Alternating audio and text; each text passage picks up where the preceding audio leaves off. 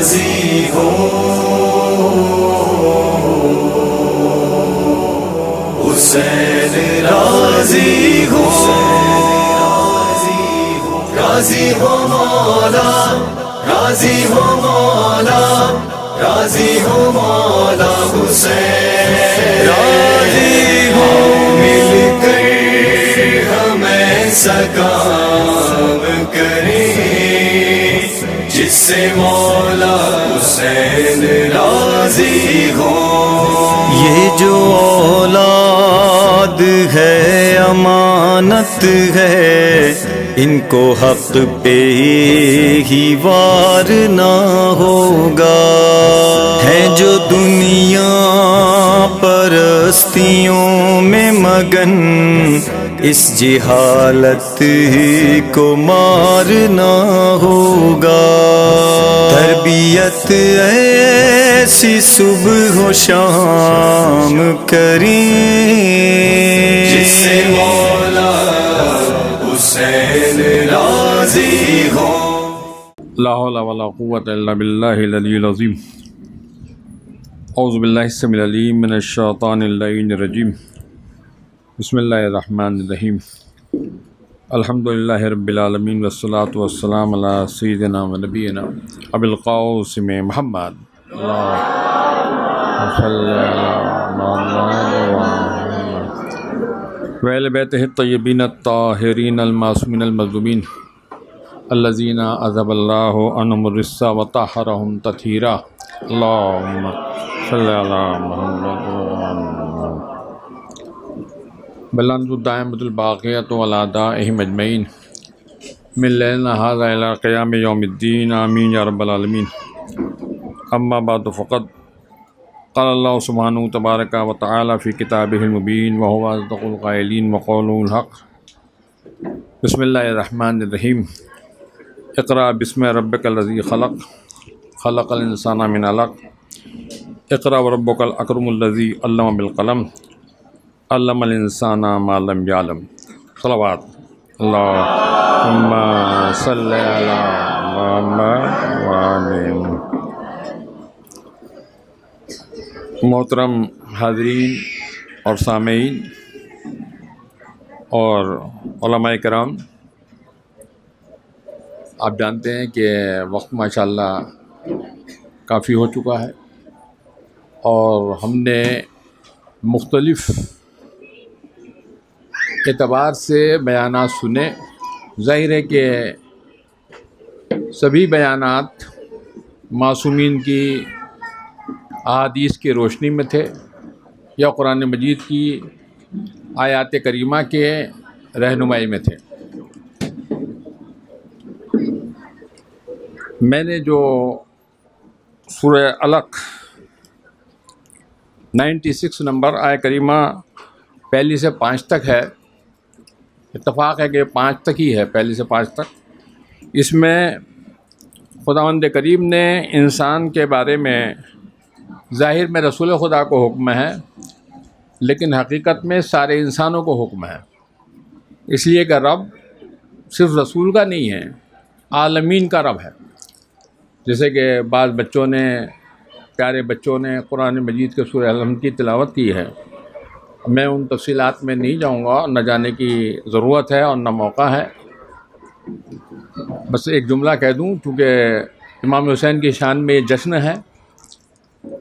ظاہر ہے کہ امام حسین کی عظمت اور فضیلت اور شہادت، ان ساری خوبیوں کو بیان کرنے کے لیے اس وقت گنجائش نہیں ہے۔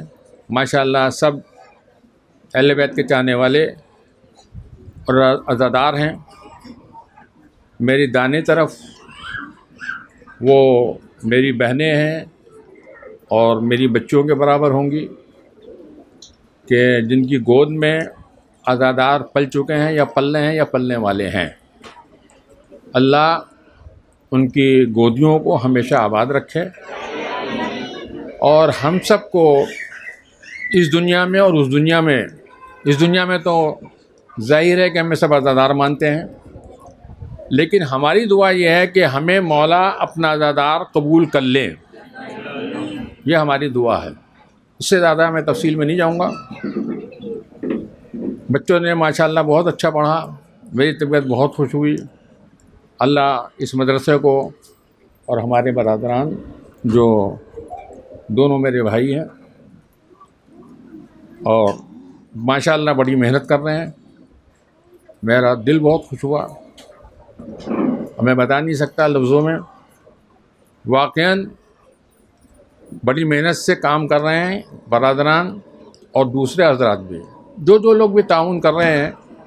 قرآن مجید کے مطابق تعاون بالبر والتقویٰ ولا تعاون الاسم والعدوان، نیک کاموں میں ایک دوسرے کا ساتھ دو. ماشاءاللہ سبھی ساتھ دے رہے ہیں. تو یہاں آیت کریمہ شروع ہو رہی ہے کہ ظاہر میں رسول خدا کے لیے ہے، ان تفصیلات میں جانا نہیں ہے کہ سب سے پہلے یہ سورہ نازل ہوا. استاد محترم آیت اللہ العظمیٰ ناصر مکارم شیرازی کی تفسیر نمونہ میں پڑھ رہا تھا. اس میں یہ ہے کہ ساری تفسیروں میں مشہور یہ ہے کہ سب سے پہلے یہ سورہ نازل ہوا. اور بھی چیزیں ہیں ان میں مجھے جانا نہیں ہے. الحمد میں چونکہ الحمدللہ رب العالمین آیا ہے، اللہ عالمین کا رب ہے، تو یہ نہیں آیا قل اقرا بسم اللہ اقرا بسم ربک. گویا ہر انسان کو اللہ آگاہ کر رہا ہے جس نے تمہیں پالا ہے شکم مادر میں، جیسے کبھی بچوں سے سن رہے تھے، اور جو پالنے والا اور پالے گا، پالتا رہے گا. تم اپنی زندگی میں علم کو ایسا ضروری سمجھ لو، کبھی بھی یہ نہ سمجھنا کہ مجھے آ گیا، یعنی علم مجھے سارا آ گیا. جس نے بھی جہاں سمجھ لیا کہ مجھے علم آ گیا، وہیں سے ختم ہونا شروع ہو جائے گا. اس لیے علم حاصل کرنے میں لگا رہنا چاہیے. اب میں اس سے زیادہ نہیں بیان کروں گا، وقت میں گنجائش نہیں ہے، اور میں نے 2-3 حدیث لکھی وہ میں آپ کے سامنے پیش کیے جانا ہوں. پہلے ایک آیت پیش کر دوں، اس کی روشنی میں حدیث، اور پھر دعا کرتے ہیں. دوسری ایک آیت ہے، کیونکہ اس کا بعد کا فقرہ زیادہ مشہور ہے لیکن میں شروع سے پڑھ رہا ہوں. اللہ فرماتا ہے امن ہوا قانت آناء اللیل ساجدا وقائما یحذر الآخرۃ یرجو رحمت ربہ قل هل یستوی الذین یعلمون والذین لا یعلمون انما یتذکر اولو الالباب. اللہ کہہ رہا ہے کہ وہ شخص کہ جو رات کے وقت سجدے کرتا ہے اور قیام کرتا ہے اور آخرت سے ڈرتا ہے اور اپنے پروردگار کی رحمت کی امید رکھتا ہے، کہ وہ کہ جو نعوذ باللہ رات کو نماز نہیں پڑھتا اور اللہ سے نہیں ڈرتا، اللہ سے امید نہیں رکھتا، کیا وہ برابر ہو سکتے ہیں؟ ہرگز برابر نہیں ہے. ظاہر سی بات ہے، اس تفصیل میں جانا نہیں ہے. دنیا میں ہم دیکھ لیں، اچھا ہے، برا ہے. کتنا ہی برا آدمی ہو، اب میں بروں کی مثال نہیں دے سکتا ہوں، جھوٹا ہے، سب سے بری چیز ہے جھوٹ. جھوٹ ہر برائی کی جڑ ہے. حدیثوں کا خلاصہ یہ ہے، جھوٹ انسان بولے گا تو ہر برا کام کر لے گا، جھوٹ نہیں بولے گا تو وہ گناہ کم کرے گا.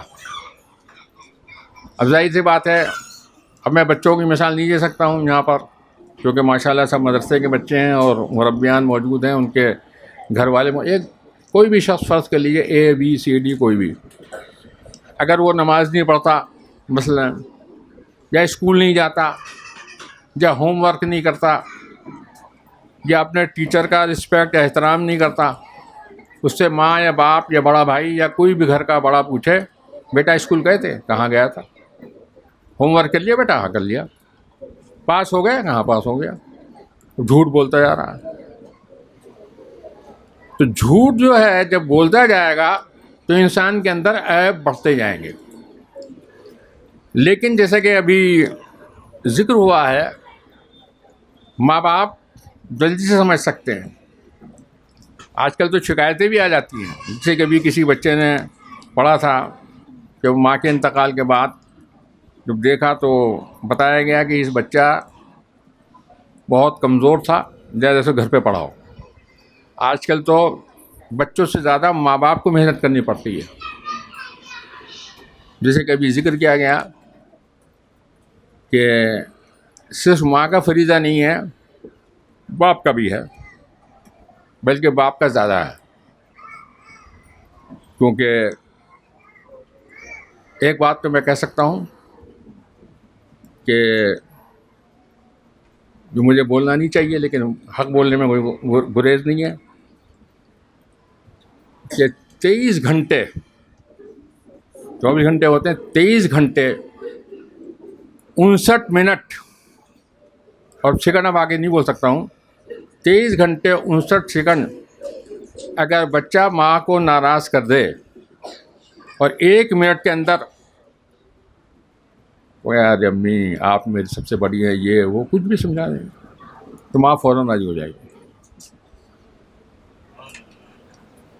اور 23 گھنٹے 59 منٹ بیٹا باپ کی سنتا رہے اور 1 منٹ نہ سنے تو باپ کہے گا بہت بدتمیز آدمی ہے یار. باپ کو برداشت نہیں ہوگا. خلاصہ کیا ہے کہ باپ اگر، میں نہیں بولتا ہوں، یہ کسی کا جملہ نقل کر رہا ہوں کہ شیر کی نظر سے دیکھتا ہوں، بہرحال وہ بہت نازک جملہ ہے. باپ اگر ذرا اپنا خوف اور رعب بچے پہ رکھے گا تو یقیناً بچہ ماں کی محبت، باپ کی عزت کا خیال رکھے گا. باپ کو بھی ویسے اسلام میں تربیت دی کے اصول بتائے گئے ہیں. مولا کا قول ہے 7 سال تک بچہ ایز اے بادشاہ، اور 7 سال کے بعد 14 سال تک غلام کی طرح، اور 15 سال سے باقی عمر ایز اے منسٹر. اب ہمارے یہاں ذرا الٹا ہے، 18-20 سال تک مست. سب کو نہیں کہہ رہا ہوں میں، اکثر ایسا ہے. جب بچہ بڑا ہو گیا، خود پہ بڑھاپا آنے لگا، جو میرا بچہ نہیں سنتا. ارے بھائی آپ نے تربیت نہیں دی، آپ نے اس کو اس وقت پوچھا نہیں. اب آپ کا بڑھاپا، اس کی جوانی ہے، آپ چاہتے ہیں کہ اس کو دبا دوں طاقت سے دبا نہیں سکتے. کوئی ایسی صفت اچھی نہیں ہے کہ جس کے ذریعے دبا سکے. جسمانی طور پر بھی کمزور، روحانی طور پر بھی کمزور، سماج کے ہر حساب سے کمزور، تب کیا ہوگا؟ تو اصل میں بچہ جو ہے وہ شروع ہی سے اس کو ماں جیسے پیار بھی کرتی ہے، سختی بھی کرتی ہے. میں نے دیکھا ہے کہ ماں کبھی نرم ہے کبھی گرم ہے، اور میں تو خود تعجب کرتا ہوں، رات و دن دیکھتا رہتا ہوں کہ اتنی جلدی معاملہ کیسے بدل جاتا ہے. میں اپنی مثال دیتا ہوں، گرمی چڑھ گئی تو اترتی نہیں ہے، غصہ آ گیا تو کنٹرول بھی نہیں ہے.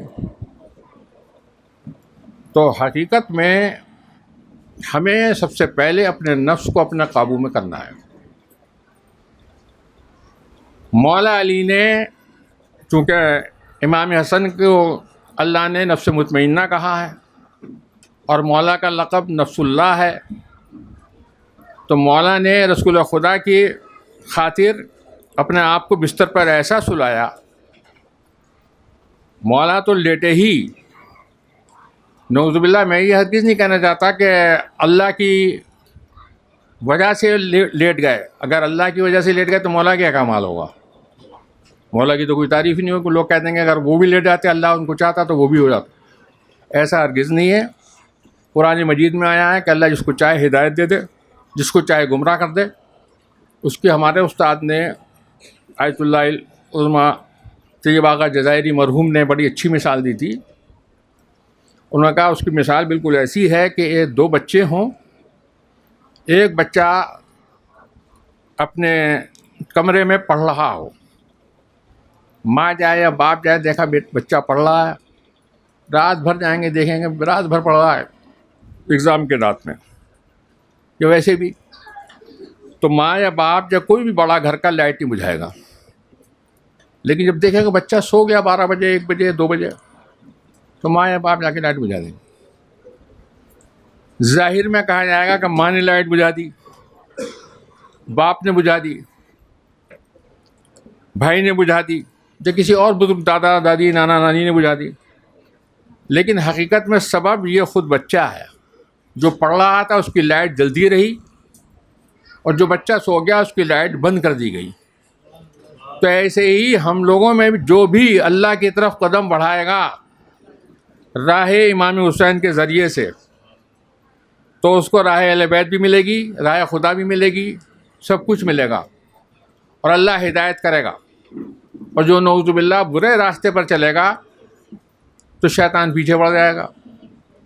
الحمدللہ ہمارے یہاں ہمارے فرقے میں 14 معصوم ہیں، اور بچوں نے دعا پڑھی. اور ہمارا عقیدہ یہ ہے ہمارے مذہب کا کہ ہمارے جو رہبر ہیں، حقیقی رہبر، اصلی رہبر، امام زمانہ، اللہم صلی اللہ محمد، وہ موجود ہیں اور ہماری سرپرستی فرما رہے ہیں.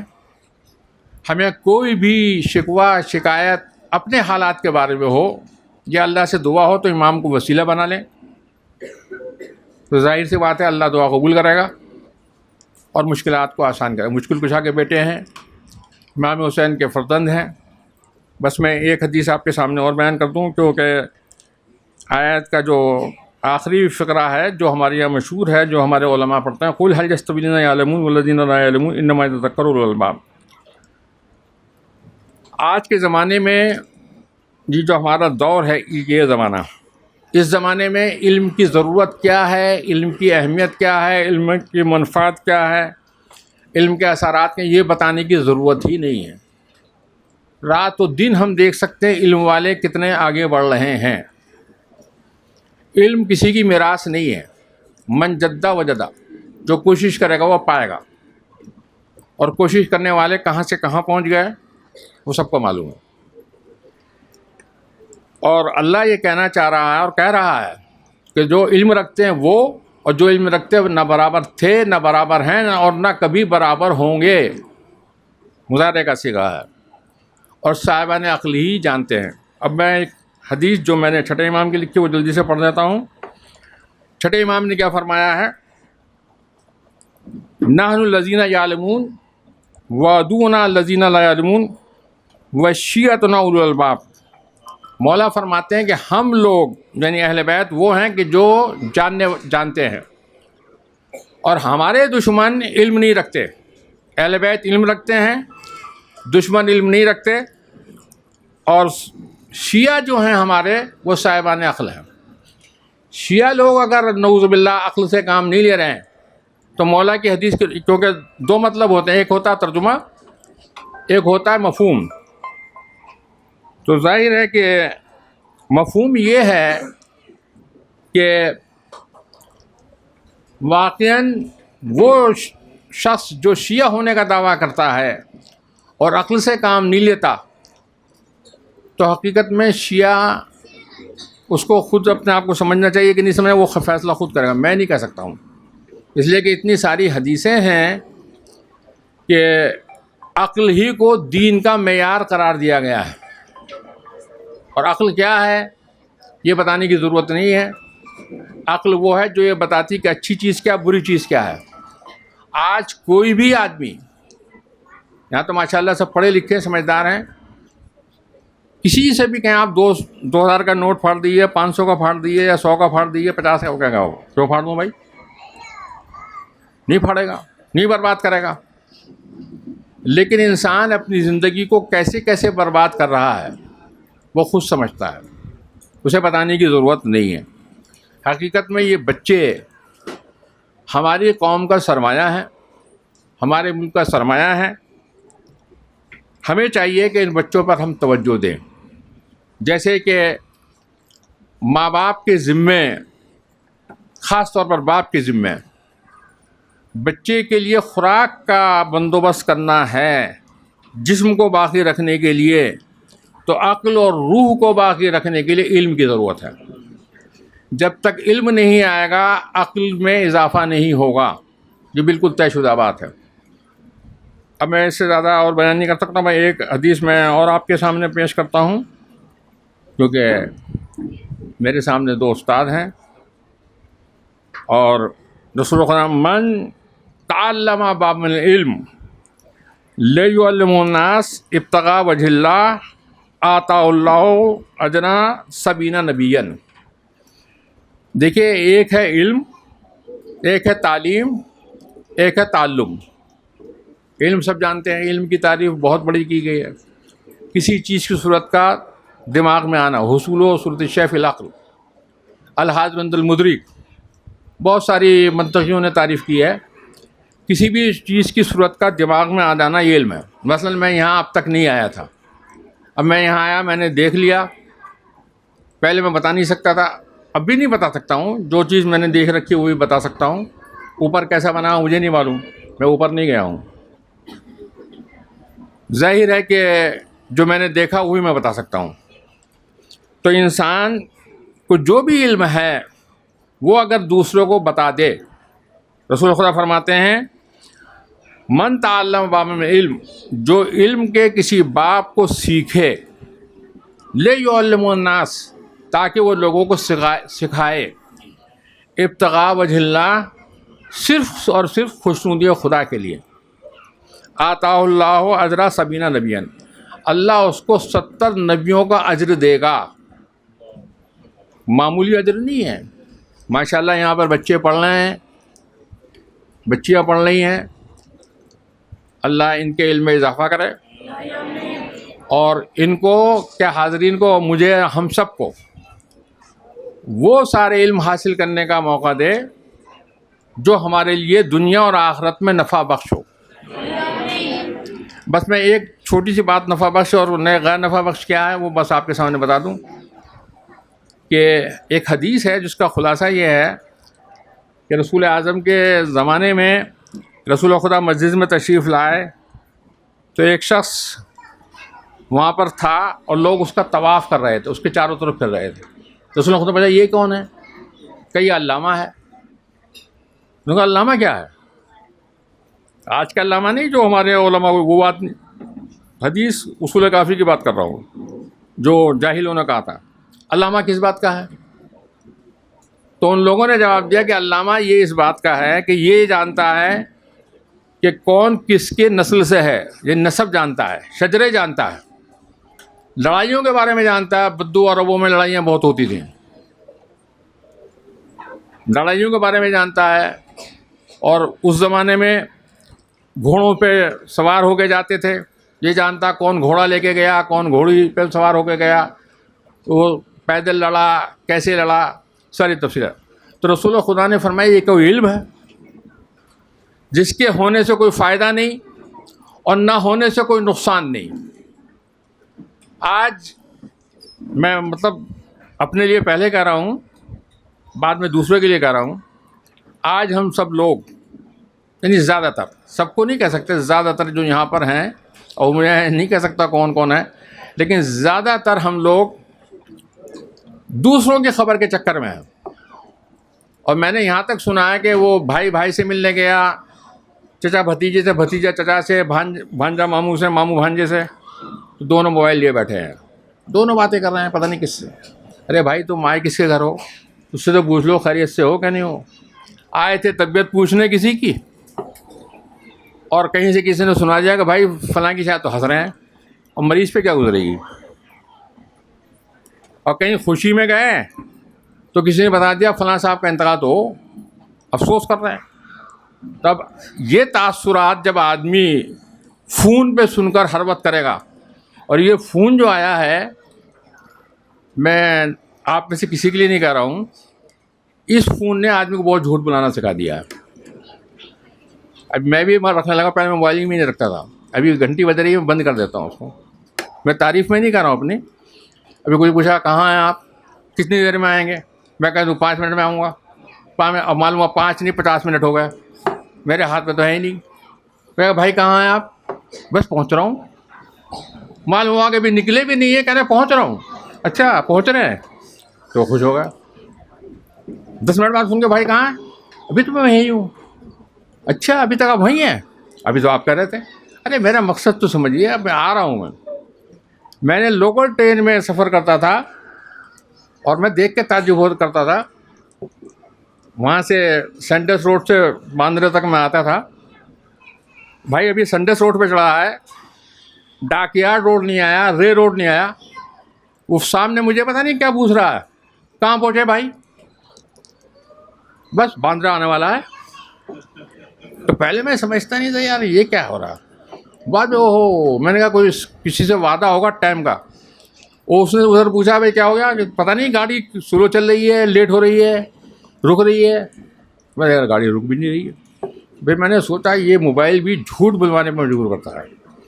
غلطی کسی کی ہے اپنے ذمے لے رہا ہے، گناہ کسی کا اپنے ذمے لے رہا ہے. ارے بھائی کہہ دے میں کیا کروں، میں گاڑی میں بیٹھا ہوں، یہاں پہ ہوں. یہ جھوٹ بولنے کی عادت اس موبائل نے بھی ڈال دی ہے. اب میں موبائل بنانے والوں کو نعوذ باللہ برا نہیں کہہ رہا ہوں، اس سے اچھے فائدے بھی ہیں، برے فائدے ہیں. اب میں زیادہ تفصیل میں نہیں جاؤں گا.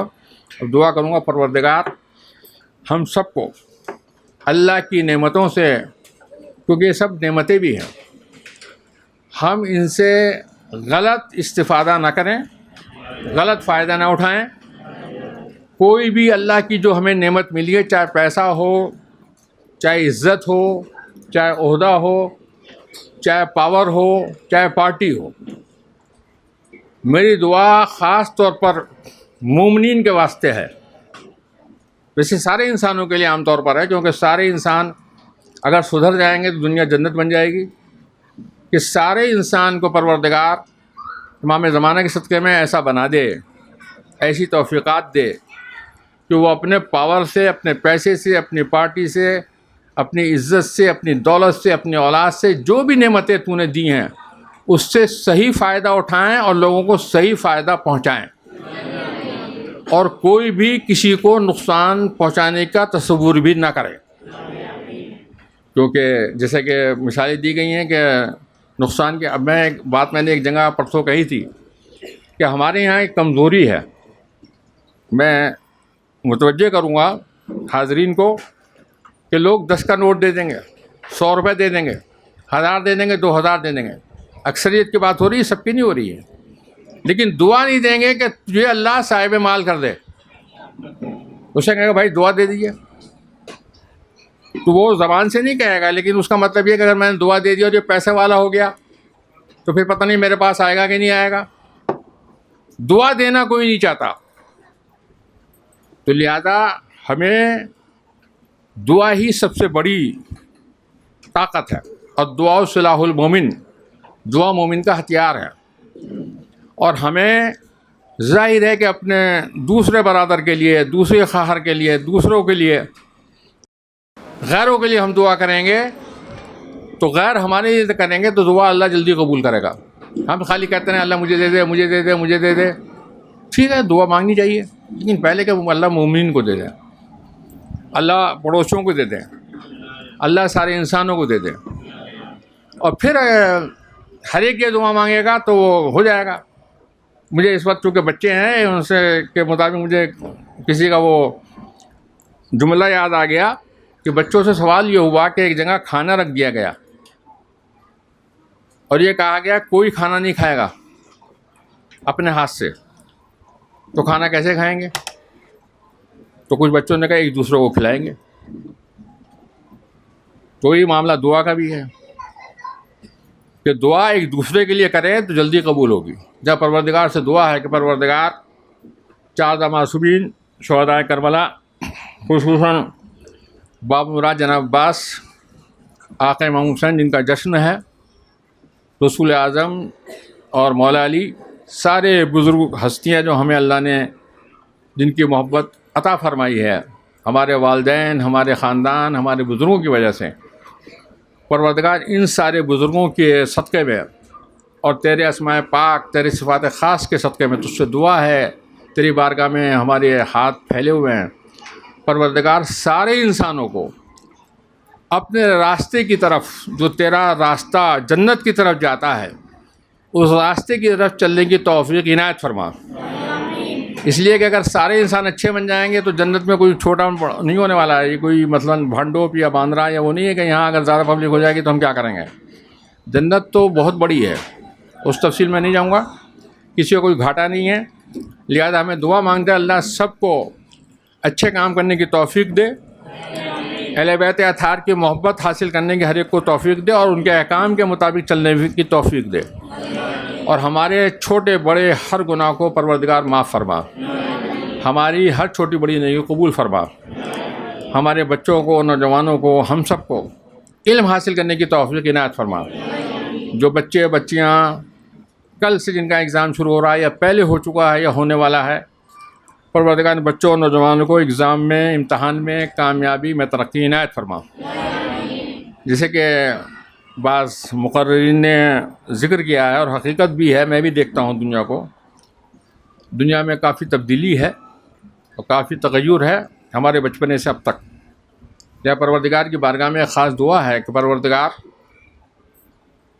ہم خالی بچوں کا شکوہ کرتے ہیں لیکن ماں باپ کا بھی ایک ہے کہ میں بول سکتا ہوں بہرحال کہ ہم یہ تو کہہ دیتے ہیں کہ بچے ماں باپ سے محبت نہیں کرتے، بچے ماں باپ کی اطاعت نہیں کرتے، لیکن اس بات پہ بھی ہمیں غور کرنا چاہیے جتنی مائیں اور باپ پہلے اپنے بچوں سے محبت کرتے تھے، آج ماں اور باپ اتنی محبت بچوں سے نہیں کرتے۔ یہ بہت تلخ ہے، یہ بہت کڑوا ہے، لیکن برداشت کرنا پڑے گا۔ مائیں ایسی ہیں کہ بچوں کو موبائل دے رہی ہیں، اب بچے کہاں جائیں گے؟ باپ تو خیر باپ ہی ہے، ایک دو نقطے بڑھا دیں تو پھر کیا ہو جائے گا وہ تو آپ کو معلوم ہی ہے، وہ میں بول نہیں سکتا ہوں کیونکہ پلٹ کے میرے اوپر آئے گا وہ۔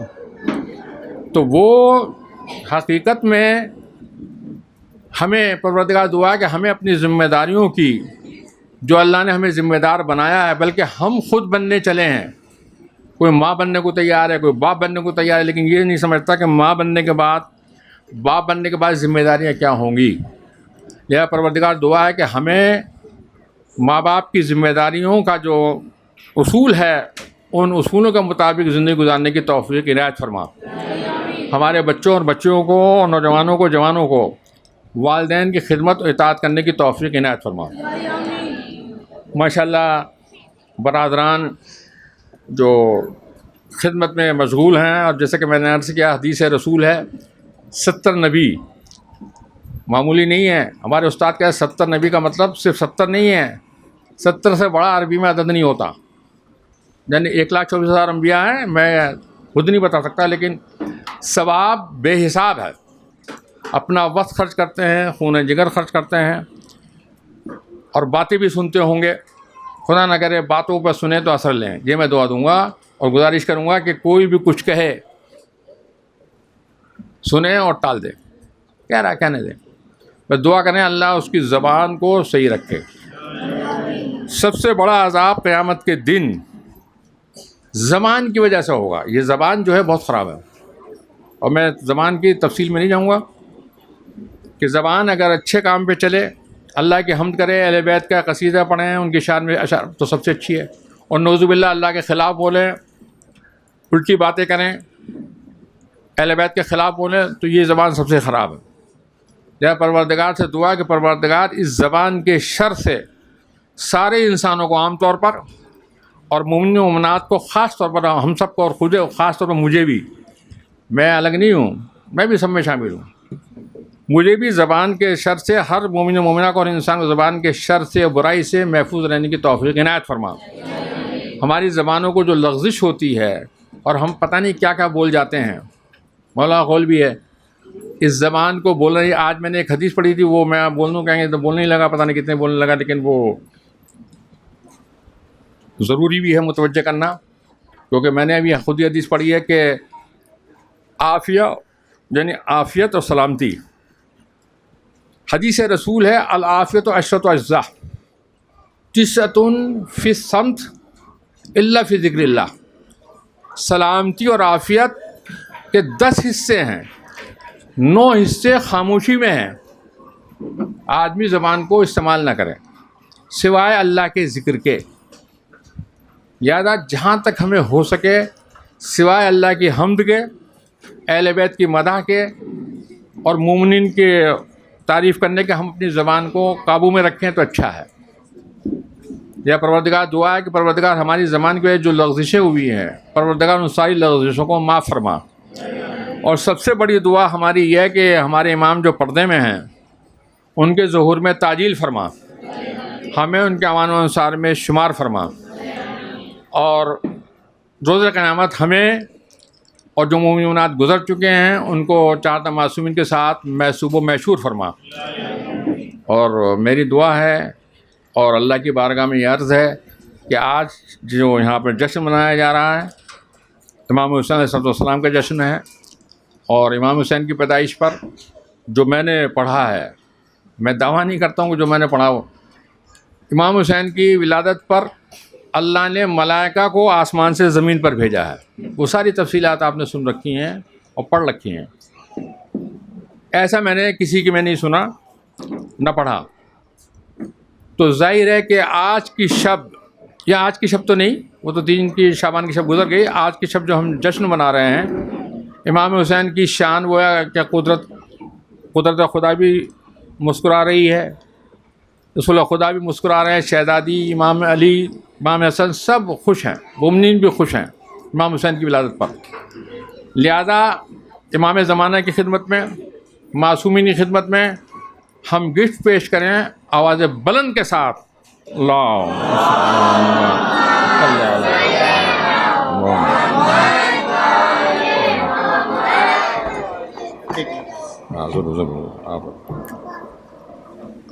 ایک صلوات اور پڑھ دیجیے بر محمد والا.